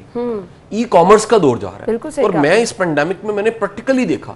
मेरी किताबें हैं और मेरी किताबों की जो सेल्स देखते हैं, जो डिस्ट्रीब्यूशन देखते हैं, उन्होंने कहा जी बाजार बंद है, उर्दू बाजार बंद है, दुकानों पे किताब तो नहीं मिल सकती क्योंकि बाजार मार्केटिंग बंद थी। लेकिन ई शॉप्स खुली हैं, सोशल मीडिया फेसबुक पेज की शॉप्स खुली हैं और किताबों की सेल उन सब ने मुझे रजिस्टर्ड किया, आम दिनों से 4 गुना ज्यादा चली गई है। ये थी ई शॉप्स की, ई कॉमर्स की स्ट्रेंथ। आपके कितने हजारों दुनिया में स्टोर्स बंद हो गए हैं। आप अभी भी जाइए लाहौर के कितने मॉल्स में दुकानें कितनी हैं जो खत्म हो चुकी हैं, ऐसे ही है बिल्कुल, क्योंकि रेंट पे नहीं कर सकते थे। लेकिन ई कॉमर्स एक बड़ा मर्जिंग किस्म का इसका फ्यूचर है और मैं खुद इसका प्रमोटर बन गया हूं। मैं, कई लोग मेरे से क्वेश्चन करते हैं, शाह साहब आप कहां मोटिवेशन स्पीकिंग, ग्रूमिंग और एजुकेशन की बात कर रहे थे, एकदम आपने ई कॉमर्स को इतना पकड़ा और इसको एक पूरी तहरीक बना दी। यानी मैं इस वक्त ई कॉमर्स का पाकिस्तान का सबसे बड़ा प्रमोटर हूं। वजह क्या है? मेरे पाकिस्तान का भला हो जाएगा, रेवेन्यू बढ़ेगा, यंगस्टर्स पैसे कमाने लग पड़ेंगे, लोग खुद कफील होंगे, लोग अपने पांव पे खड़े होंगे। मेरे जमाने में ट्यूशन पढ़ाने वाले चंद लोग होते थे, बच्चे यूनिवर्सिटी पढ़ते थे, ट्यूशन पढ़ाते थे। हर बच्चा ट्यूशन नहीं पढ़ा सकता। बिल्कुल आपने मेरा अपना बेटा 13.5 साल का है, वो वर्चुअल असिस्टेंट का कोर्स कर रहा है ई कॉमर्स का, 8th क्लास का बच्चा। क्यों? आने वाला जमाना ये है। बिल्कुल, हमारे जमाने में आप याद करो क्या करते थे? स्पोकन इंग्लिश सीख लो, ऑफिस मैनेजमेंट कंप्यूटर का कोर्स कर लो, ऑटो कैड कर लो या जिम ज्वाइन करके डोले बड़े कर लो अपने। आज जमाना बदला है, आप बच्चों को ई कॉमर्स की तरफ लेके आइए। आने वाला सारा वक्त ई कॉमर्स का। बिल्कुल ऐसा ही है। अब मैं एक बार फिर से तालीमी निजाम की तरफ आऊंगी। आपने बात तो की कि हमारे जो पेपर्स का तरीकेकार है वो पुराना चलता आ रहा है, रट्टा सिस्टम है। अब हमने स्टूडेंट्स को उस स्टेज से बाहर निकालना है, इस पे सोच क्यों नहीं रहे? कोई काम क्यों नहीं किया जा रहा? किस चीज का इंतजार किया जा रहा है? देखिए, पाकिस्तान में सबसे बड़ा चैलेंज ये है कि जो तालीम के निजाम को देखने वाले हैं इनमें इनिशिएटिव्स नहीं है। इनिशिएटिव होता है थोड़ा सा बहादुर। सर पहले सियासत तो कर ले वो लोग। असल में यहाँ पे सिर्फ काम ही सियासत हो रहा है। सियासत के साथ साथ वो तमाम महकमे, तमाम इदारे जो एजुकेशन को देख रहे हैं, मेरी ऑब्जर्वेशन है, गलत हो सकती है लेकिन मेरी तो जाती ऑब्जर्वेशन है, इनिशिएटिव नहीं है। आप आइडिया देखिए, ये 4 दिन आप इंतजार करते रहिए, कुछ नहीं होगा, फाइल इधर से रख के इधर रख लेंगे, इधर से हमारे यहाँ सिस्टम ये ना कि हम इंतजार करते रहते हैं कि कोई करे तो हम उसके पीछे चलना शुरू हो जाए। ये जो एक क्लर्क माइंडसेट है ना, मैं क्लर्क के खिलाफ नहीं हूँ, क्लर्क माइंडसेट के खिलाफ। क्लर्क माइंडसेट ये है कि आसान चीज को मुश्किल बना देना, वो चीज जो हो रही है उसको रोक लेना है। एक करते हुए काम को, चलती हुई मशीन को कहीं रोक के बैठ जाना है, ना खेड़ना है ना खेडन देना है। ये एक सोच है और ये सोच आपको कहीं 22वें ग्रेड तक मिलेगी। आप हैरान होंगे कि बड़ी जो मॉडर्न दुनिया के इस वक्त सारे चैलेंज हैं, जो स्किल्स हैं, या वर्ल्ड इकोनॉमिक फोरम जो डिमांड कर रहा है इस तरह की ह्यूमन रिसोर्स हमें चाहिए, वो आपके एकेडमिशियंस को, पढ़े लिखे लोगों को पता ही कोई नहीं है। बिल्कुल ये सवाल आप लेके वाइस चांसलर्स के पास चले जाएं। आपकी पंजाब में 74 यूनिवर्सिटी है, टोटल 204 यूनिवर्सिटी पाकिस्तान में है। मैं चैलेंज करता हूं, ये मॉडर्न स्किल्स की जो मैं बात कर रहा हूं, शायद आधों को ना पता हो ये दुनिया की मॉडर्न स्किल्स कौन सी है जो इस वक्त चाहिए। तो जो एजुकेशन के लीडर्स हैं ये उनको नहीं पता, तो आप उम्मीद करें यूनिवर्सिटियों में ये सारी स्किल्स आ जाएंगी। बिल्कुल ऐसा ही है। कासिम अली शाह साहब, अब 2 तरह के लोग हैं, एक एक्स्ट्राऑर्डिनरी बच्चे जो बहुत ज़्यादा ब्रिलियंट हैं, लाइक हैं, पढ़ाई में ज़बरदस्त नंबर हासिल कर रहे हैं, अब उनके पेरेंट्स को लगता है कि अच्छे नंबर आ रहे हैं, किसी किस्म की स्किल नहीं भी है, आपका बच्चा बस धड़ाधड़ बैठ के पढ़ रहा है, आप देख के खुश होते जा रहे हैं। दूसरी जानिब वो बच्चे जो बहुत ज़्यादा नालायक है, पेरेंट्स कहते हैं ये कुछ नहीं कर सकता, उसको एक साइड पे छोड़ दिया जाता है। हम ऑप्शंस क्यों नहीं ढूंढते कि अगर एक बच्चा पढ़ नहीं रहा तो इसके अंदर से हमने कोई ना कोई छुपी सलाहियत को बाहर निकालना है। अब इस पे पेरेंट्स का रोल भी बहुत ज़्यादा अहम है। देखिए, पेरेंट्स का माइंडसेट तो बनाया है तालीमी इदारों ने। उन्होंने बोर्ड बड़े बड़े लगाए, इलाके भर में नंबर लेने वाला स्कूल, उन्होंने मेडल्स, उन्होंने गाड़ियां दी, उन्होंने कहा जी ये देखिए हमारे बच्चे ने पंजाब भर में पोजीशन ली तो हम एक मेहरान गाड़ी दे रहे हैं। ये सारे ट्रेंड ने कहीं ना कहीं लकीर का फकीर बना दिया और लोग इसी को ये कामयाबी समझने लग पड़े कि बच्चा नंबर ले रहा है और इसका एडमिशन हो गया है। इससे आगे की कामयाबी जो एक प्रैक्टिकल लाइफ की कामयाबी है, जो कह लीजिए जिंदगी में प्रॉब्लम फेस करने, उनको फेस कैसे करना है, जो कोई नया आइडिया, कोई एंटरप्रेन्योर बनना है, कुछ करके दिखाना है, ये रहा ही नहीं है। आप देखिए गोरे ने ये सारा तालीम का निजाम बनाया था, जॉब माइंडसेट था। जॉब माइंडसेट ये था, उन्हें ऐसे लोग चाहिए जो ज़हनी तौर पे गुलाम हो, नौकरशाही थी। ठीक है जी, वो नौकर बनाने के लिए एक माइंडसेट दे दिया और वही तालीम के निजाम में चल पड़ा। आपके तालीम के निजाम में इस पाकिस्तान का सबसे बड़ा मसलों का सलूशन एंटरप्रेन्योरशिप। बिल्कुल, आपने सही। आप यहाँ पर काबिल लोग पैदा कीजिए जो जॉब देने वाले हों। जॉब लेने वाले बहुत ज्यादा हो गए, जॉब देने वाले बड़े कम है। और अना, ये मैं कंफर्म मैं आपको बता दूं, मैं कभी किसी को कहता हूं यार मुझे कोई बच्चा चाहिए एडिटिंग का, कोई वीडियो ग्राफिक्स का, कोई और किसी काम का, 10 लड़के आते हैं, एक सूट नहीं हमें करता। हालत ये है कि उनको काम ही नहीं आता। बिल्कुल, रेलिवेंस की है। कईयों के पास डिग्रीज हैं, कईयों ने काम किए, डंग टपाए हुए हैं, कईयों के पास वो काबिलियत कोई नहीं है। आपने एक बड़ी तादाद यूथ की डिग्रियों वाली ऐसी पैदा कर दी है जिनके पास सलाहियत नहीं है। अब इस पे भी एक सवाल है ना कि वो डिग्रियां कहाँ मैटर कर रही हैं, वो डिग्रियां इशू कौन कर रहा है? जब रेलिवेंट आपके पास सलाहियत है ही नहीं तो फिर डिग्री पे भी क्वेश्चन मार्क है। हम गुफ्तगू का सिलसिला आगे बढ़ाते हैं। नाज़रीन, ब्रेक लेंगे, ब्रेक के बाद आपको ज्वाइन करते हैं। ब्रेक के बाद आपको प्रोग्राम में खुश आमदीद कहेंगे। कासिम अली शाह साहब हमारे साथ मौजूद हैं, गुफ्तगू का सिलसिला आगे बढ़ाएंगे। कासिम अली शाह साहब, स्किल्स की हम बात कर रहे थे, अब वो स्किल्स कौन कौन सी हैं जो किसी में हो तो उसको वाकई स्किल्स कहा जा सकता है? अच्छा देखिए, मैंने निकाल लिया, वो पूरा ब्लॉग निकाल लिया। ये चंद स्किल्स हैं जो बच्चों में पैदा होनी चाहिए। अब ये वालिदैन सुन रहे हैं, वो जहमत करें, इनको पैदा कर लीजिए। और तालीमी इदारे मुझे सुन रहे हैं, प्रिंसिपल सुन रहे हैं, कॉलेज के कह लीजिए प्रिंसिपल सुन रहे हैं, स्कूल्स के प्रिंसिपल सुन रहे हैं, हायर एजुकेशन के लोग सुन रहे हैं। देखिए, सबसे पहले टॉप पे दुनिया में स्किल जो है वो प्रेजेंटेशन स्किल है, कम्युनिकेशन और प्रेजेंटेशन की स्किल है। नंबर 2 इंटरव्यू स्किल्स हैं कि आपने कोई मीटिंग कैसे कंडक्ट करनी है, किसी मीटिंग पे कैसे जाना है, इंटरव्यू कैसे देना है, बातचीत कैसे करनी है, अपना आप जो आप हैं कैसे बताना है। फिर टेबल मैनर्स आ जाते हैं। आप लोगों को खबर ही नहीं होती कि उन्होंने खाना कैसे खाना है, एक टेबल पे कैसे बैठना है, किसी सीनियर की जूनियर की कांटा छुरी कैसे इस्तेमाल करनी है। फिर आ जाते ड्रेस मैनर्स, कपड़े कैसे पहनने हैं, किन कपड़ों के साथ कौन सा जूता पहनना है। अब ऑनेस्टली स्पीकिंग, इसमें से ये जो चीजें आप बता रही हैं ना, मुझे लगता है कि ये अच्छा पर्सनालिटी का हिस्सा होती है। अच्छी पर्सनालिटी आप अब ये स्किल्स में आ रही हैं। ये इसे हम कभी कहते थे मिडिल स्किल, बिल्कुल, लेकिन हम इसको स्किल्स में मानते हैं। बाज लोगों को ड्रेस मैनर्स नहीं होते, बाज लोगों की ड्रेस की स्किल ही नहीं होती, उन्हें पता नहीं होता कि कब क्या पहनना है। फिर उसके बाद लीडरशिप स्किल्स हैं। लीडरशिप स्किल्स दुनिया की टॉप स्किल्स में काउंट होती हैं। फिर राइटिंग स्किल्स हैं कि आप कुछ भी कंटेंट लिख सकें। फिर कॉम्प्लेक्स प्रॉब्लम सॉल्विंग स्किल है कि किसी भी मसले को हल करने की जो सलाहियत है वो आप में हो। फिर पीपल मैनेजमेंट स्किल है, लोगों को कैसे मैनेज करना है। फिर आपके अंदर एक सेल्फ कॉन्फिडेंस का होना, ये बड़ा जरूरी है। फिर क्रिएटिविटी है, फिर आपकी क्रिटिकल थिंकिंग है, फिर उसके बाद इमोशनल इंटेलिजेंस है कि आपका अपने जज्बात पे पूरा काबू है।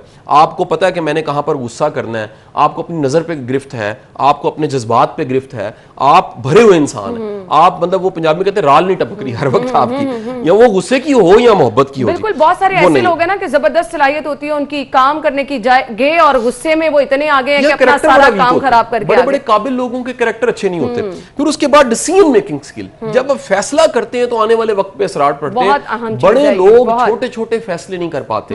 आप देखिए बच्चों से जुल्म क्या करते हैं, पुत्र यही रंग पाना है पैंट का, आप जाके उसे कहते हैं यही शर्ट मैंने लेके देनी। अब बच्चों से बचपन में फैसले करवाएं कि बेटे खुद सोचो क्या ठीक है क्या गलत है। गलत करेगा, जो गलत करता है वो सीखता है और सीख के फिर वो ठीक फैसले करना। और लास्ट स्किल है निगोशिएट करने की, डिबेट करने की, आपस में को डन करने की, क्योंकि दो लोगों का मसला है, उसने बातचीत करके निगोशिएट करके। अब ये सारी की सारी स्किल्स मैं क्वेश्चन रेज कर रहा हूं, ये जो पढ़े लिखे मुझे सुन रहे हैं इस वक्त, जो स्क्रीन जिन्होंने ऑन की हुई है, आप मुझे ईमानदारी से बताइए यूनिवर्सिटियां ये स्किल्स दे रही हैं? क्या कॉलेज स्किल दे रहा है? हमने अपना तालीम हमने 16-17 साल तालीम हासिल की है, कहीं पर ये चीज़ें कोर्स का हिस्सा नहीं रही हैं, कहीं पर भी ये चीज़ें कोर्स का हिस्सा नहीं रही जो कि एक्चुअली आप स्किल्स बता रहे हैं, तो फिर ये तालीमी निज़ाम का एक नुक्स है। अच्छा, एक स्टैंडर्ड मेंटेन हमने कर लिया है कि अगर आपका बच्चा कुछ टेक्नोलॉजी के हवाले से बड़ा ज़बरदस्त काम कर रहा है, ये उसकी स्किल है, आप पूरी दुनिया को बता रहे हैं मेरे बेटे ने घर बैठे बैठे ये काम कर दिखाया है, मोबाइल में एक नई एप्लीकेशन बना दी है। अगर आपके बच्चे में ये स्किल है कि वो मिट्टी के बर्तन बना रहा है, ये कप मेरे सामने पड़ा है, ये ज़बरदस्त सा कप उसने बना दिया है, इस चीज़ को आप इतना वो समझ नहीं रहे कि आपका बच्चा कुछ कर सकता है। ये जो स्टैंडर्ड बना दिए हैं, ये क्या है? देखिए, स्टैंडर्ड बने बनाए पड़े हैं, आप उनको उठाते हैं और मापते हैं कि हम इस पे बच्चा हमारा पूरा उतर है कि नहीं उतर रहा। खुदा के लिए वो आइंस्टाइन का जुमला कि मछली दरख्त पे चढ़ने के लिए नहीं बनी, खुदारा मछली को ना सिखाएं कि उसने दरख्त पे चढ़ना है, बंदर बना है दरख्त पे चढ़ने के लिए, बंदर तैरने के लिए नहीं बना। जिसमें जो टैलेंट है, जिसमें जो सलाहियत है, उससे मापें, अपना दिल जरा बड़ा करें, बच्चों को कहें खुदारा पैशन को फॉलो करो, खुदारा टैलेंट को फॉलो करो। एक बंदे में 5 टैलेंट होते हैं, ये आज की मॉडर्न रिसर्च है। और अगर जहमत करें लाहौर वाले तो रीडिंग पे जाके स्ट्रेंथ फाइंडर किताब पढ़ लें, ये डोनाल्ड क्लिफ्टन की किताब है स्ट्रेंथ फाइंडर, आज खत्म हो जाएगी इंशाल्लाह। ये किताब बताती है दुनिया में 34 स्ट्रेंथ्स हैं, ये टैलेंट है, और एक बंदे में 5 या मिनिमम 3 टैलेंट होते हैं। इवन के जिसको हम चल्ला या साईं कहते हैं, उसमें भी टैलेंट होता है। अच्छा। कई ऐसे चल्ले होते हैं जिनकी आवाज बड़ी अच्छी होती है, कई ऐसे चले होते हैं जो स्पोर्ट्स में बड़े अच्छे होते हैं। तो किसी ना किसी तरह की अल्लाह ताला ने हर एक में कोई सलाहियत रखी हुई है। हम जब सलाहियत का इनकार करते हैं तो अल्लाह के उस इनाम और तोहफे का इनकार कर रहे होते हैं। तो खुदारा स्टैंडर्ड चेंज कीजिए, स्टैंडर्ड नए भी बन सकते हैं। मैं जॉब नहीं कर रहा, मेरे वालिदैन के जमाने में या आज भी उनके ख्याल में था कि जॉब करना एक बहुत बड़ा एक कामयाबी है, स्टैंडर्ड है। लेकिन मैं कहता हूं देखिए, मेरे पास 100-125 बंदा मेरे पास जॉब कर रहा है, ये बड़ी कामयाबी है। हम क्यों ना पैमाने बदलें, हम अपना तरीका कार बदलें, हम ये जो आने वाली नई दुनिया इसको देखें। और देखिए, मिसाल लीजिए, मैं अगर यूनिवर्सिटी का प्रोफेसर होता, मैं क्लासरूम तक पढ़ाता, बिल्कुल ऐसे। मैं यूट्यूब पे, फेसबुक में मौजूद हूं, मेरी ऑडियंस पाकिस्तान में, इंडिया में, गल्फ में, यूके में, इवन कल्चर चलते अफगानिस्तान तक मौजूद है। तो मेरे सामने जो ऑडियंस है वो मुझे स्टैट्स क्या बताते हैं, वो बताते हैं जी कासिम अली शाह की ऑडियंस 18 साल से 34 साल की उम्र में है। तो ये तो मुमकिन नहीं था, बिल्कुल ऐसे, इस मॉडर्न टेक्नोलॉजी के जरिए। और अगर मैं क्लासरूम तक रहता तो मैं कभी ये बातचीत ना कर सकता। सो जितने आप इनोवेटिव होंगे और जितना इनोवेशन को इनकरेज करेंगे, एक नई नस्ल तैयार हो जाएगी। पाकिस्तान के पास टैलेंट की कमी नहीं है, हम हमेशा कहते हैं, सिमत की कमी है, बिल्कुल गाइडेंस की कमी है, जो तालीमी निजाम से मिलना चाहिए लेकिन वो नहीं मिल रहा। सही। मुझे अब एक कुछ ऐसी टिप बता दें जो पेरेंट्स देख रहे हैं, जिनको ये लगता है कि उनका बच्चा ये नहीं कर सकता, ये नहीं कर सकता, या जिनका ख्वाब है उनका बच्चा डॉक्टर ही बने, पायलट ही बने। वो कौन सी ऐसी टिप है जिससे पेरेंट्स को पता चल सके कि अगर उनका बच्चा डॉक्टर नहीं बन सकता, पायलट नहीं बन सकता, लेकिन उसके पास एक पेंटर बनने की बहुत अच्छी सलाहियत है, ये पेरेंट्स को छुपी सलाहियतों का कैसे पता चल सकता है? अना, हम लोग बचपन से बच्चों को सुनते ही नहीं है, बच्चों को देखते नहीं है। मैं बड़े अरसे से कहता हूँ, मेरा छोटा बेटा, बड़े से छोटा, उसको वो एनिमल लवर है, उसने दुनिया की बेस्ट कैटलॉग्स और उसके इंसाइक्लोपीडियाज और किताबें मंगवा के अपने पास रखी हुई हैं। जितना उसको मछलियों का पता, इतना फूफियों का नहीं पता उसको। अच्छा, जितना उसको बांदरों का पता, इतना मामों का नहीं पता उसको। उसकी वजह यह है कि वो उसकी जो इंटरेस्ट है 8, 10, 12 साल के बच्चे की, वो जो मैंने इनकरेज करना शुरू किया और फैसिलिटेट किया, उसे अलाउ किया कि बेटे ये किताबों की दुकान है, जो चाहिए ले लो। मैं कहूं नहीं, तू कहानियां दी किताबें ही पढ़, वो कभी नहीं खरीदेगा अपनी पसंद की चीज। तो खुदारा बच्चों को बचपन से सुने, इनकरेज करें उन्हें। वो इनकरेज करेंगे तो अपने काम की चीजें खुद ही ढूंढेंगे। याद रखिए, इंसान मकनातीस है, जैसा होता है वैसी दुनिया अपने इर्द गिर्द इकट्ठी कर लेता है। बिल्कुल सही कहा। और ये हो नहीं सकता कि वो चीज जो आपके मुताबिक नहीं है और आपके पास आई है वो टिके, वो निकल जाती है। बिल्कुल आपने सही टिकती कहा। वही चीजें हैं जिस चीज की मकनातीसियत आपके पास होती है, जिसकी सलाहियत आपके एक और पास नसीहत मैं करना चाहूंगा, जरूर। वो मैं करना चाहूंगा हमारे तालीम के निजाम के तमाम लीडर्स को, प्रिंसिपल्स को और एकेडमिशियंस को, रिसर्चर्स को, खुदारा अगर ये सारी स्किल्स आप नहीं दे पा रहे, एडमिट करें हमारी ये गलती है। बिल्कुल ऐसे यार, कम से कम मान तो जाओ कि हम ये नहीं दे पा। यूट्यूब का जमाना है, बच्चों को रिकमेंड ही को अच्छी किताब कर दो। ना प्रोफेसर किताब पढ़ता है, ना अच्छी किताब बताता है। बिल्कुल ऐसे। मैं बड़े पढ़े लिखे लोगों की बात कर रहा हूं, नाम लिए बगैर। आई एम सॉरी, बहुत सारे टीचर्स ऐसे हैं जो ये स्किल्स आपने बताई हैं, बहुत सारे टीचर्स में ये स्किल्स नहीं होती। अब होता क्या, आप किसी बंदे से उसका इंटरव्यू लीजिए और उसे कि 1 साल में कोई नई किताब पढ़ी है, उसने किताब ही कोई नहीं पढ़ी। ऐसे ही है। जो खुद मुतालिया नहीं करता, जो अपनी फील्ड में मुतालिया नहीं कर रहा, आप उम्मीद करें कि वो इस समाज को, मुआशरे को आगे लेके जाएगा। सर, गोरे के हाँ आपको कॉमन एक ट्रेल मिलेगा, उनके जहाज़ों में, उनकी ट्रेन्स में किताब हाथ में पकड़ी हुई, पानी की बोतल साथ है, पढ़ रहे हैं, बिल्कुल बातचीत ऐसे नहीं करते। असी बदियां कर करके थक जाने हैं, साड़ियां अखां ही नहीं संभालियां जांदियां। असी स्कैनर लाया होंदा है, पूरी ट्रेन ਨੂੰ ਸਕੈਨ ਕਰਨੇ ਆ, जहाज ਵਿੱਚ एंटर होंदे, नज़रां नीवियां नहीं होंदियां, पूरे जहाज ਨੂੰ देखने ਕਿਹੜਾ कित्थे बैठा है। हमारा प्रॉब्लम ये है कि हमारे पास ये चीज़ें जो अच्छी खूबियां बड़ी कौमों में होती हैं वो हमारे पास नहीं है। काश आ जाएं, पाकिस्तान कहाँ से कहाँ चला जाए। चलिए जी, हम दुआ गो हैं कि पेरेंट्स भी इस तमाम तर गुफ्तगू से कुछ ना कुछ सीखें और अपने बच्चों के लिए कुछ डिसाइड कर लें, क्योंकि आने वाला वक्त इन्हीं बच्चों ने संभालना है, यही कौम का मुस्तकबिल है। और ये छोटी छोटी चीज़ें अगर हम इन्हीं पे ध्यान देंगे तो हम अपना आने वाला मुस्तकबिल संवार सकते हैं। थैंक यू सो मच, बहुत बहुत शुक्रिया आपके वक्त के लिए। ब्रेक का वक्त हुआ, ब्रेक के बाद आपको ज्वाइन करेंगे, हमारे साथ रहिएगा। न्यू स्टूडियो में आपको एक बार फिर से खुश आमदीद कहेंगे और गुफ्तगू का सिलसिला आगे बढ़ाएंगे। हमारे साथ हमारे गेस्ट जिन्होंने हमें अभी ज्वाइन किया है, उनका तारुफ मैं आपके साथ कराना चाहूंगी। हमारे साथ जी इस वक्त मौजूद हैं डॉक्टर खालिद परवेज साहब, जो कि डायरेक्टर फिशरीज हैं। इनसे हम जानेंगे कि बहुत सारे लोग जो हैं वो इस डिपार्टमेंट में कारोबार जो है वो करना चाहते हैं, किस तरह से कर सकते हैं, ये किस तरह से काम कर रहा है, इसमें क्या क्या चीज़ें हैं जो कि शामिल हैं, वो लोग जो कि कारोबार करना चाह रहे हैं वो किस तरह से इस तरफ आ सकते हैं।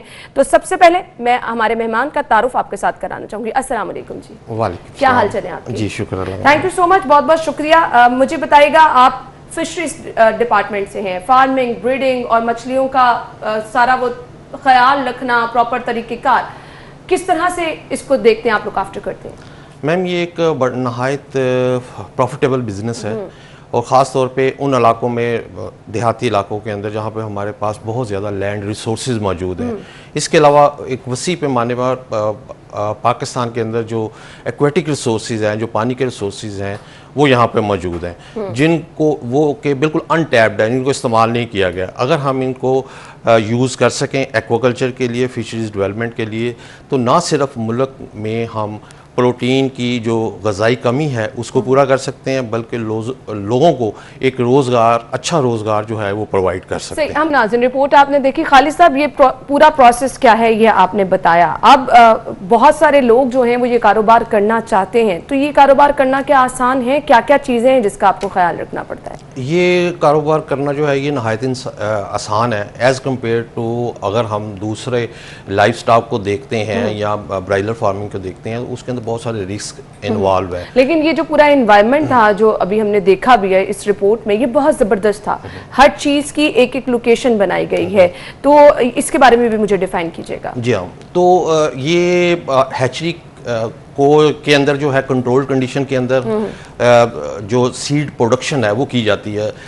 कुदरत ने मादा मछली के अंदर ये सलाहियत रखी हुई है कि ये बहुत ज़्यादा तादाद के अंदर अंडे देती हैं। एक मछली जो मादा मछली है, 1 किलो की जो मछली है वो तकरीबन एक टाइम में 1 लाख अंडा देती है। अच्छा। आमतौर पे नेचुरल कंडीशंस के अंदर हार्डली 0.1% जो है उसका सर्वाइवल होता है, लेकिन कंट्रोल्ड कंडीशन के अंदर हम इसको सर्वाइवल को इंश्योर करते हैं अप टू 100% तक। यानी अगर हम 1 लाख अंडा ले रहे हैं तो हमारी ये कोशिश होती है कि उसमें 90,000 से अबव जो है उसके रिजल्ट्स जो हैं ये हमें मिले। इस तरह हम एक मास स्केल के ऊपर सीड की प्रोडक्शन करते हैं। जो सीड है, जो फिश सीड है, ये बुनियादी रिक्वायरमेंट है फिश को कल्चर करने के लिए। जब भी हमने तालाब बनाना है तो हमने उसके अंदर मछली पालनी है। अच्छा खालिद साहब, बहुत सारे लोग घरों में भी तालाब बना लेते हैं, तो ये पॉसिबल है कि आप घरों में भी इस तरह ब्रीडिंग कर सकते हैं? जी, ब्रीडिंग के लिए कुछ रिक्वायरमेंट्स हैं। आमतौर पे गवर्नमेंट ने जगह जगह पे हैचरी बनाई हुई है। हमारी हैचरीज जो है ऑलमोस्ट तमाम डिवीजन के अंदर मौजूद हैं। इस वक्त पूरे पंजाब के अंदर 20 हैचरियाँ जो है हमारी काम कर रही हैं। सीड सप्लाई का कोई मसला नहीं है, इसलिए लेकिन अगर कोई प्राइवेट लोग फार्म हैचरी भी बनाना चाहते हैं तो हम उनको सपोर्ट करते हैं, उनकी कैपेसिटी बिल्डिंग की जाती है। इस वक्त प्राइवेट सेक्टर में तकरीबन मोर देन 70 हैचरीज जो हैं ये काम कर रही हैं, एज़ कम्पेयर टू गवर्नमेंट तकरीबन हमारे 20 अगर काम कर रही हैं तो वो 73 हैं। तो गवर्नमेंट जो है इन लोगों को एनकरेज करती है फार्मर्स को कि वो ज़्यादा से ज़्यादा हैचरी, वो एज ए बिजनेस, क्योंकि प्रॉफिटेबल बिजनेस है इसलिए लोग इसके अंदर बहुत सारी इन्वेस्टमेंट कर रहे हैं। अभी हमने 1986 के अंदर जब हमने फ़िश फार्मिंग स्टार्ट करवाई थी, लोगों के अंदर इतना ज़्यादा रुझान नहीं था, सिर्फ 5000 एकड़ के ऊपर फार्मिंग थी। अभी हमारा जो रिसेंट सर्वे हुआ है इसमें तकरीबन मोर देन 80,000 के ऊपर फ़िश फार्मिंग जो है ये पहुंच चुकी है। अच्छा। तो आप ये देख लें कि उसके नतीजे में हमें अब मछली जो है सर्दियों के मौसम में सीज़न में बहुत ज़्यादा नज़र आती है। शहर में हर जगह पे, हर गांव में, हर जगह पे इसकी अवेलेबिलिटी है। तो ये सारी जो है ये फ़िश फार्मिंग से मछली आ रही है, क्योंकि दरियाओं की मछली जो है वो तो उसकी पैदावार बहुत कम हो चुकी है, क्योंकि पानी की कमी हो चुकी है। जो बकाया पानी है उसके अंदर जो है कंटेमिनेशन हो रही है, जो पोल्यूशन का फैक्टर है वो उसके ऊपर अफेक्ट कर रहा है। लेकिन मछली की जो पैदावार हमें नज़र आ रही है वो ये है। पंजाब के अंदर अगर हम देखें तो इस वक्त हमारे पास तकरीबन 65 मिलियन एकड़ रकबा ऐसा है जो कि अनयूटिलाइज्ड है, अच्छा, अनटैप्ड है, और जिसके ऊपर कोई फसल नहीं हो सकती, लेकिन उसके ऊपर फिश फार्मिंग जो है वो बड़े सक्सेसफुली की जा सकती है। तो ये गवर्नमेंट, इस प्रेजेंट गवर्नमेंट ने इस चीज़ को बड़ा फोकस किया है और इस चीज़ को जो है इसको हाईलाइट किया जा रहा है लोगों को ये बताने के लिए कि एक अच्छा कारोबार जो है वो स्टार्ट कर सकते हैं इससे। तो गवर्नमेंट जो है वो सब्सिडी मुख्तलिफ शक्लों के अंदर हम फार्मर्स को दे रहे हैं, जैसे कि हम। अच्छा, अब जो फिश फार्मिंग आप बता रहे हैं जो लोग करना चाहते हैं वो कर सकते हैं, आप लोगों का ताउन भी उसमें मुकम्मल दरकार रहेगा। कुछ मुझे ऐसे पॉइंट्स बताइएगा कि जो इस तरफ आना चाह रहे हैं उनको क्या क्या चीज़ें जो हैं उनका ख्याल रखना है। आप उस तरह का माहौल बनाएं, आपने ऑब्वियसली मछलियों की देखभाल भी करनी है, उसका प्रॉपर तरीकेकार क्या होता है? मैम, इसमें सबसे जो ज़रूरी जो चीज़ है कि जिस जगह पे वो फार्म बनाना चाहता है, सबसे पहले वो डिपार्टमेंट उसका सर्वे करता है। उसमें दो चीज़ें अहम होती हैं। टेक्निकल सर्वे के अंदर उसकी सॉइल एनालिसिस किया जाता है और वाटर एनालिसिस किया जाता है कि जिस जगह पे उसने फार्म बनाना है उसकी मिट्टी को हम चेक करते हैं, अगर वो सूटेबल है। इसी तरह वाटर क्वालिटी को चेक किया जाता है, दोनों चीज़ें सूटेबल हैं तो उनको, यानी ये दोनों चीज़ें बहुत मैटर करती हैं। ये दोनों चीज़ें बुनियादी अहमियत की हैं। जब ये दोनों चीज़ें फिट होंगी तो फिर उसके ऊपर वो फार्म बना सकता है। तो फार्म बनाने के लिए जो टेक्निकल गाइडेंस है वो भी डिपार्टमेंट जो है को प्रोवाइड करता है। सही, तो वो लोग जो कि इसमें इंटरेस्ट रखते हैं, ये दोनों चीज़ें हैं जो बहुत ज़्यादा जो है वो बुनियादी जो कहा जाता है कि फर्स्ट स्टेप है, इसका आपको ख्याल रखना पड़ता है। अच्छा, डेंगू का सीज़न है और हम देख रहे हैं कि जहाँ जहाँ सर्विलेंस की जा रही है वहाँ पे ऐसी मछलियाँ छोड़ दी जाती हैं जो लार्वे को खा जाती हैं, इसके बारे में भी मुझे बताइएगा। जी, गवर्नमेंट ने डेंगू के मतलब जो कंट्रोल करने के लिए जो SOPs तैयार किए हैं उनमें मुख्तलिफ डिपार्टमेंट को मुख्तलिफ रोल जो है असाइन किए गए। डिपार्टमेंट ऑफ फिशरीज पंजाब को जो रोल असाइन किया गया वो है बायोलॉजिकल कंट्रोल ऑफ डेंगू, के मछली के ज़रिए से डेंगू को कंट्रोल करना। वो मछली के ज़रिए से डेंगू को कैसे कंट्रोल किया जाता है कि जो मच्छर हैं ये अपने जो अंडे हैं ये पानी में देते हैं। इनकी डेवलपमेंट जो है, लार्वा की डेवलपमेंट जो है ये पानी के अंदर होती है। तो उन पानियों के अंदर हम ख़ास मछलियाँ छोड़ते हैं जो कि उन लार्वा को उनको ख़त्म कर देती है और मॉस्किटोज़ की जो अफजाइश नस्ल है वो नहीं होने देती। सही। तो इसके लिए हम जो फर्स्ट ऑफ ऑल हम सर्वे करते हैं, मॉनिटरिंग करते हैं कौन कौन सी ऐसी वाटर बॉडीज़ हैं जहाँ पे पानी खड़ा है। फिर उनको एनालिसिस करने के बाद जब वो सूटेबल करार दिए जाते हैं फिर उनके अंदर हम सीड स्टॉक कर देते हैं इन खसूसी मछलियों का, जो कि इनको जो इंसेक्ट ईटर होती हैं, लार्वा ईटर होती हैं, जिनको हम लार्वीवोरस फिशेस कहते हैं, तो वो उनको ख़त्म करती हैं। तो ये हमारा प्रोसेस जो है ये बड़ा इस चीज़ को अप्रिशिएट किया गया इंटरनेशनली भी कि जो बायोलॉजिकल कंट्रोल है, क्योंकि इसके एनवायरनमेंट के ऊपर पॉजिटिव इफेक्ट होते हैं एज़ कम्पेयर टू केमिकल। जब केमिकल छिड़का जाता है तो उसके नेगेटिव इम्पैक्ट होते हैं, तो ये क्योंकि पॉजिटिव जो कंट्रोल है इस चीज़ को बड़ा अप्रिशिएट किया गया है। तो जो डेंगू कंट्रोल करने में पाकिस्तान के अंदर फिशरीज डिपार्टमेंट ने एक बड़ा अहम रोल, बिलाशुबा ये बहुत ज़बरदस्त इकदाम है और बहुत अहम रोल ये फिशरीज डिपार्टमेंट का है, जिसकी वजह से हम देख रहे हैं जहाँ कहीं सर्वेलेंस भी की जा रही है वहाँ पर इस चीज़ से फ़ायदा जा रहा है। मैसेज क्या देना चाहेंगे देखने वालों को? मैसेज जो सबसे ज़रूरी मैसेज है वो ये है कि we are not a fish eating nation. तो खुराक के अंदर मछली खाना जो है ये बहुत ज़रूरी है। अभी रिसेंटली FAO ने जो स्टडी की है उसने बताया है कि हमारी 40% जो पॉपुलेशन है, यंग पॉपुलेशन है, वो मेल न्यूट्रिशन का शिकार है। तो ग़िज़ाई कमी को पूरा करने के लिए फ़िश के अंदर जो प्रोटीन है ये हाईएस्ट क्वालिटी की प्रोटीन है, तो हम लोगों को ये ज़्यादा से ज़्यादा इस्तेमाल करनी चाहिए। ये सिर्फ सर्दियों के सीज़न में इस्तेमाल नहीं करनी चाहिए, बल्कि एक मैं समझता हूँ कि ये मीडिया के ऊपर भी जिम्मेदारी आ जाती है, हम लोगों के ऊपर भी जिम्मेदारी आती है, लोगों को अवेयर करें कि ये अच्छी और सस्ती प्रोटीन हमारे पास अवेलेबल है हमारे मुल्क के अंदर। अगर हम इसको अपनी खुराक का एक अहम जुज़ बना लें तो हम में जो मेल न्यूट्रिशन की जो प्रॉब्लम है वो ख़त्म हो सकती है। बिल्कुल बिल्कुल, और ये बहुत अहम चीज़ है क्योंकि हम लोग शिकायतें बहुत सारी ऐसी करते हैं कि ग़िज़ाइयत की कमी का हमारे बच्चे शिकार हो गए, तो ये वो बेसिक चीज़ें हैं जो हमारी पहुंच में भी हैं, जिनका हमने ख्याल रखना है और अपने बच्चों की ग़िज़ाइयत को हम भरपूर तरीके से मुकम्मल कर सकते हैं। थैंक यू सो मच, बहुत बहुत शुक्रिया आपके वक्त के लिए। नाज़रीन ब्रेक लेंगे, ब्रेक के बाद आपको ज्वाइन करते हैं। ब्रेक के बाद आपको खुशामदीद कहेंगे, सेगमेंट्स की तरफ चलेंगे। सबसे पहले मोबाइल रेट शामिल कर लेते हैं। तो आज हमारे पास है पहला मोबाइल Vivo Y51 और ये आप खरीद सकते हैं 36,999 रुपए में।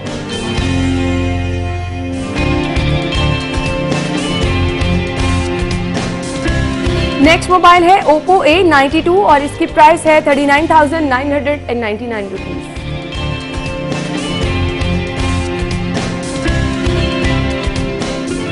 इन्फिनिक्स मोबाइल S3 और इसकी प्राइस है 25,999 रुपए।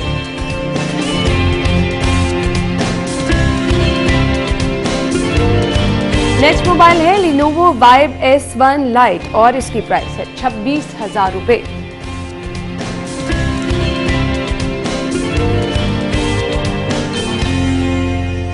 आगे बढ़ते हैं, अगला सेगमेंट शामिल कर लेते हैं और जान लेते हैं आज के भाव।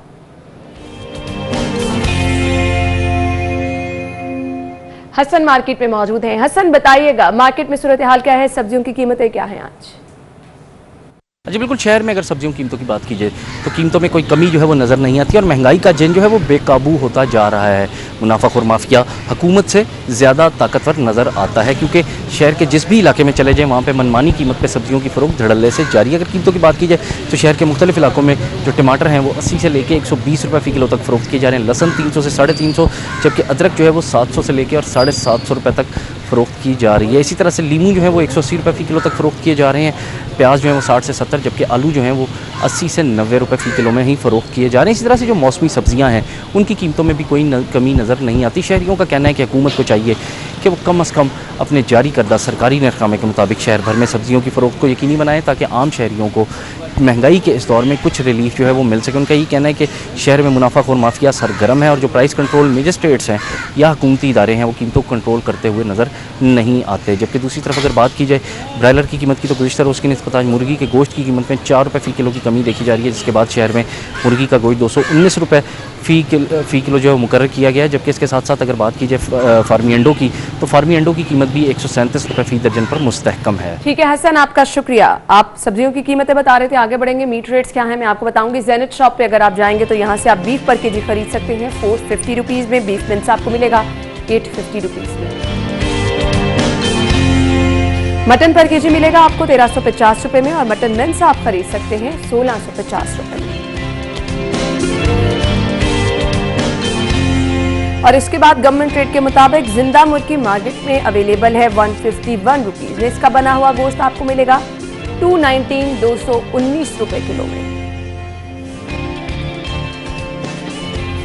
आगे बढ़ते हैं, रेट शामिल कर लेते हैं। सबसे पहले रिटेल प्राइस क्या है वो मैं आपको बताऊंगी। रिटेल प्राइस 137 रुपए दर्जन में आप अंडों की खरीदारी कर सकते हैं। और उसके बाद जी होलसेल से अगर खरीदारी करेंगे तो 135 रुपए दर्जन में आप अंडों की खरीदारी कर सकते हैं।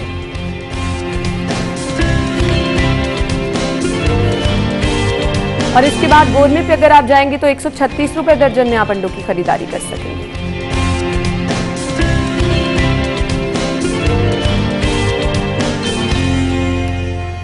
जी तो नाज़रीन, आगे बढ़ते हैं और अगले सेगमेंट की तरफ जाते हैं और जान लेते हैं बचत कैसे कैसे आप कर सकते हैं बचत बाजार में।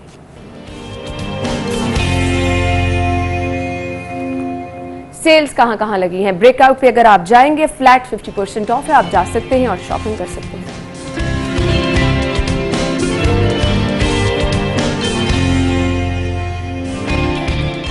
और नेक्स्ट ट्रेंड हमारे पास है जी मिनी माइनर। अगर आप यहां पर जा रहे हैं फ्लैट 30% ऑफ से भरपूर फायदा उठा सकते हैं।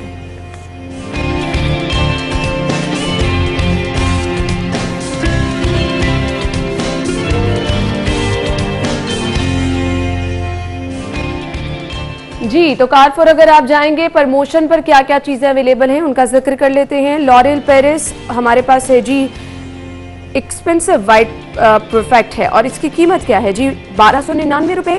या आपको प्रमोशन पर मिलेगा 1089 रुपीज में 210 रुपए इस पे आप बचा सकते हैं।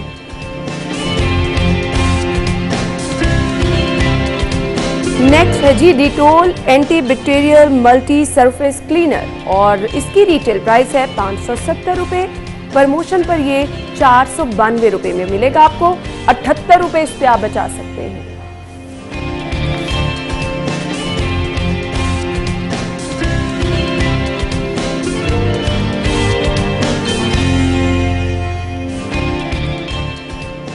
सेल्स और प्रमोशन आपने जान ली, अब जान लेते हैं माल का हाल।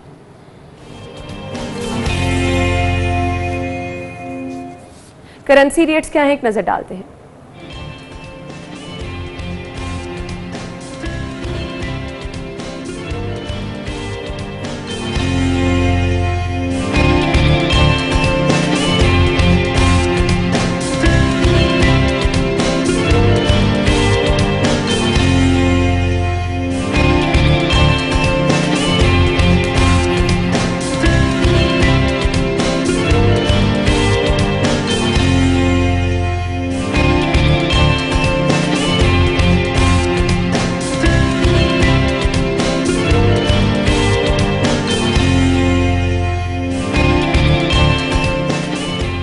जी तो नाज़रीन, इसी के साथ ही प्रोग्राम का वक्त अपने इख्तिताम को पहुंचा है। आप अपना बहुत सारा ख्याल रखिएगा। इंशाल्लाह जिंदगी रही तो कल सेम टाइम पर आपसे मुलाकात होगी और कल भी आज की तरह प्रोग्राम में शहर की तमाम खबरें भी डिस्कस करेंगे, सेल्स प्रमोशन भी आपके साथ शेयर करेंगे और इसके साथ साथ शहर में होने वाली अहम हैपनिंग के हवाले से उन लोगों से आपको मिलवाएंगे जिनसे आप मिलना चाहते हैं और नई नई इंफॉर्मेशन कोशिश करेंगे कि जो सिलसिला हमने शुरू कर रखा है और जो रिवायत हमने बरकरार कर रखी है कि आप तक पहुंचाते रहेंगे, तो ये सिलसिला इंशाल्लाह इसी तरह से जारी रहेगा। कल आपसे मुलाकात होगी। अपना बहुत सारा ख्याल रखिएगा, मुझे दुआओं में याद रखिएगा। अल्लाह हाफिज।